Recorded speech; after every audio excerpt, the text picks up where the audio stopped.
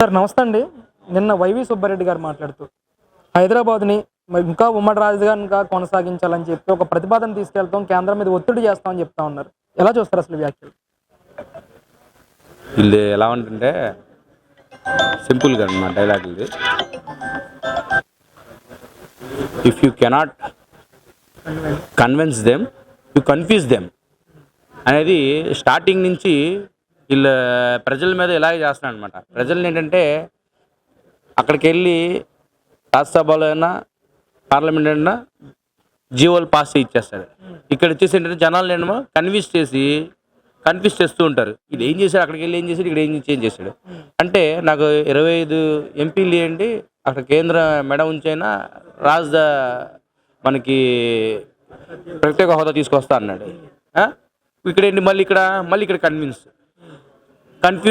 చేసేస్తున్నాడు జనాల్ని. కాబట్టి వీళ్ళకి ప్రజలు 4 years 9 months టైం ఇచ్చారు, చూశారు. అట్లీస్ట్ ఒక క్యాపిటల్ కాదు కదా, ఒక క్యాపిటల్ కూడా నిర్ణయం చేయలేదు, డిజైన్ చేయలేదు. ఇప్పుడు ఉంటున్న అసెంబ్లీ కూడా నారా చంద్రబాబు గారు కట్టింది.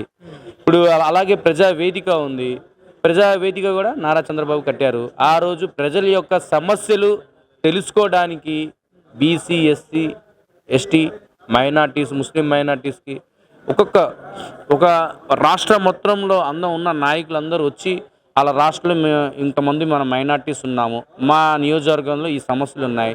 ఆ సమస్యలు అది బీసీ అయినా సరే, ఎస్సీ అయినా సరే, ఎస్టీ అయినా సరే, అన్ని కులాలలో వచ్చి ఆ సమస్యల గురించి డిస్కస్ చేసే వేదికనే కూల్చాడంటే మీరు అర్థం చేసుకోండి అతని మైండ్ సెట్ ఏంటి. కేవలం ప్రజల సమస్యలు తెలుసుకోవడానికి కదా ఆయన కావాల్సింది. ప్రజల్ని కన్ఫ్యూజ్ చేసేసి ఏదో ఒకటి గ్యాంబ్లింగ్ చేసేసి వచ్చేస్తాడు. అది కార్పొరేషన్ ఎలక్షన్లో కూడా అలాగే చేశాడు. ఎప్పుడైతే ఓటింగ్ స్ట్రెంత్ టీడీపీకి పెరుగుతుంది అనుకోండి, అక్కడ లోపలికి వెళ్ళి కన్ఫ్యూజ్ చేసేసి వీళ్ళు పై చేయి వచ్చేసిందని చూపిస్తాడు. కాబట్టి ఈ లాజిక్తో పనిచేస్తున్నాడు. అక్కడ కేంద్ర ప్రభుత్వం కూడా సేమ్, అక్కడ కన్ఫ్యూజ్ చేసేసి ఇక్కడ మేమే ఉన్నాం, మేము బాగా చేస్తాం అని జనాల్ని కన్విన్స్ చేసి అందరికీ కన్ఫ్యూజ్ చేస్తున్నాడు. సో ఇతని కోసం ప్రజలు బుద్ధి చెప్పడానికి రెడీగా ఉన్నారు. ముఖ్యంగా ఆంధ్రప్రదేశ్లో రాజధాని ఇంకా పూర్తి కాలేదు, నిర్మాణ స్థితిలోనే ఉంది, పూర్తయ్యే పరిస్థితులు కూడా లేవు. అందుకే హైదరాబాద్ని ఇంకా కొనసాగించమనే ప్రతిపాదన తీసుకొస్తామని ఉన్నారు. అంటే రాజధాని పూర్తి అవ్వకుండానే అసెంబ్లీ, ఇప్పుడు వీళ్ళు కూర్చున్న అసెంబ్లీ ఎవరు కట్టింది? మళ్ళీ ఇప్పుడు బిల్స్ ఎలా పాస్ చేసుకున్నారు? వీళ్ళు అన్ని అప్పులు ఎలా చేశారు?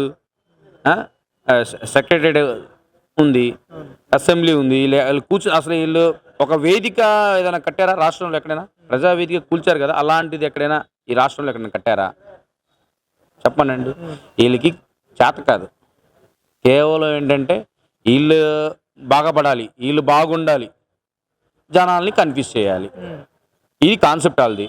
ఇప్పుడు అందుకే ఏంటంటే ఇప్పుడు ఎలక్షన్ డేట్ కూడా ఇవ్వలేదు, కానీ ఏంటంటే వీళ్ళు జనాలు కన్ఫ్యూజ్ చేయడానికి బయలుదేరిపోయారు. ఇప్పుడే 2 నెలల ముందు నేనే క్యాండిడేట్ అని. సో మీరు అర్థం చేసుకోవాలి, జనాలు ఆల్రెడీ అర్థం చేసుకున్నారు.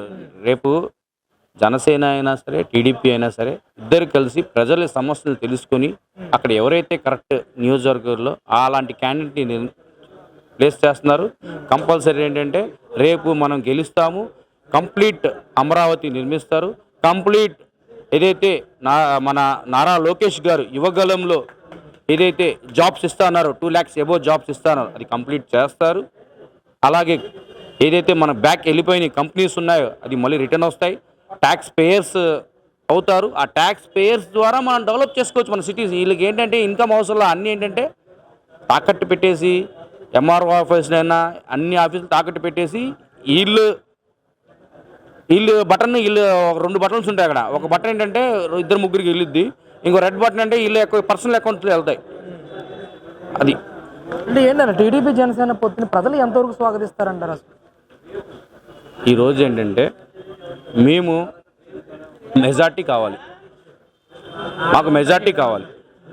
ప్రజలు ఏంటంటే విసిగిపోయారు ఇతని వల్ల. ఏంటంటే రేపు లాస్ట్ ఎలక్షన్స్, లాస్ట్ 5 years మేము కేవలం 2,000, 3,000 ఓట్లతో కొన్ని నియోజకవర్గాలు ఓడిపోయాం, కేవలం సపరేట్గా పోటీ చేయడం వల్ల. అందుకోసం ఏంటంటే ఈరోజు మనము కాన్సెప్ట్ ఒకటే మనది, ప్రజల యొక్క సమస్యలు తెలుసుకోవాలి. జనసేన అయినా, టీడీపీ అయినా ప్రజల యొక్క సమస్యలు తెలుసుకొని ప్రజలతో ఉండాలి అనేది మన ఇద్దరి కాన్సెప్ట్. కాబట్టి మనం కలుస్తున్నాము. కలిసి ప్రజల యొక్క సమస్యల గురించి పోరాడి గెలిచి అది నిర్మిస్తాము. వాళ్ళ సమస్యలు వాళ్ళతో పాటు ఉండి వాళ్ళ పరిష్కరిస్తాము. గెలిచే అవకాశం ఉందంటారా పొత్తుతో? 100%.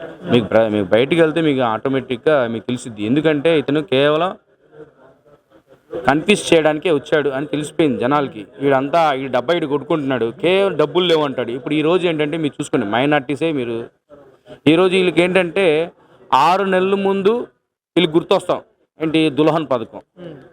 6 నెలల ముందు వీళ్ళకి ఏంటంటే ఆరోగ్యశ్రీ గుర్తు వచ్చింది ఏంటి. దానికి ముందు ఏంటంటే ఎక్కడ ఏ హాస్పిటల్ వెళ్ళినా ఆరోగ్యశ్రీ పనిచేయట్లా, ఎందుకంటే బడ్జెట్ ఇవ్వలేదు, బడ్జెట్లో శాంక్షన్ చేయలేదు అంటారు. మళ్ళీ ఇప్పుడు ఎలా వచ్చినాయి డబ్బులు వీళ్ళకి? టీవీలో బ్లూ మీడియాలో యాడ్స్ వేసుకోవడానికి ఎలా వచ్చినాయి డబ్బులు? మళ్ళీ ఎక్కడి నుంచి వస్తున్నాయి అంటే జనాల్ని కన్ఫ్యూజ్ చేస్తున్నారు ఇక్కడ. అంటే వీళ్ళు ఏం చేస్తున్నారు, ఈ 6 నెలలు ఇచ్చేస్తే వాళ్ళ ఓవరాల్ 5 years ఇచ్చినట్టుగా వీళ్ళు జనాల్ని కన్ఫ్యూజ్ చేస్తున్నారు. అది కాబట్టి మేము ఎన్ని ప్రజల దగ్గర తీసుకెళ్తాం, బాబు ఈయన మీకు ఈ 5 yearsలో ఈయన చేసింది ఏంటంటే 3 నెలల పాలనే, మిగతా అదంతా కన్ఫ్యూజ్ చేసి మనకి కన్విన్స్ చేశాడు. మీరు ఇలాంటి వాడికి మళ్ళీ ఇంకోసారి ఛాన్స్ ఇస్తే ఏంటంటే మా బతులు కూడా కన్ఫ్యూజ్ అయిపోతాయి. సో ఇతనికి డిపాజిట్లు కూడా రాకుండా పెద్ద సమాధానం ఇస్తారు.